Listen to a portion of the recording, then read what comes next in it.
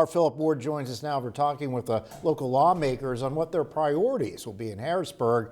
Good evening, Philip. Good evening, Mike. We had a chance to hear from both Democratic State Representative Ryan Bizzarro and Republican State Senator Dan Laughlin on what their respective parties are focusing on as Democrats start the year with the majority in the House and Republicans in the Senate. State Representative Ryan Bizzarro will begin 2026 as the Pennsylvania House Democratic Policy Committee chairman, coming off what he called a year that saw many different policy wins for his party. Many of the hearings that we did in the House with the House Majority Policy Committee ended up reflected in the governor's final budget that was signed into law. So we got to make sure that we continue the working tax credits for Pennsylvania families. We've got to continue to figure out how we're going to work with energy companies in order to handle load capacity for all of the new and expanding energy that we're having here in Pennsylvania, particularly with AI coming in. We're going to have a lot of economic development next year. We have to make sure that those programs are tight and that Pennsylvania is going to be able to continue to attract these businesses to our state.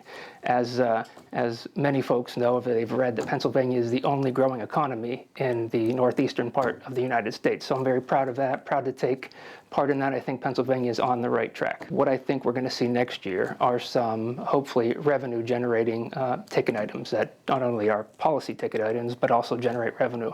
We're going to have to examine again recreational use, how we come up with a program that works, that can pass both chambers, and of course, what we're going to do with gaming. That's always been the big question that's come up time and time again these past few terms. And in the Republican-controlled state Senate, Senator Dan Laughlin told us in part, quote, "As we look ahead, my priorities remain focused on protecting taxpayers, strengthening oversight, and supporting working families and those facing serious health challenges. I will continue to oppose any new tax increases and work to ensure Pennsylvania lives within its means, also committed to establishing and standing up a Cannabis Control Board to bring greater consistency, transparency, and consumer safety to how cannabis is regulated in our Commonwealth. I believe it's time to responsibly raise the minimum wage. I will keep advocating for increased research and funding for ALS, both at the state level and in partnership with our federal delegation to support patients, families, and the search for better treatments and a cure."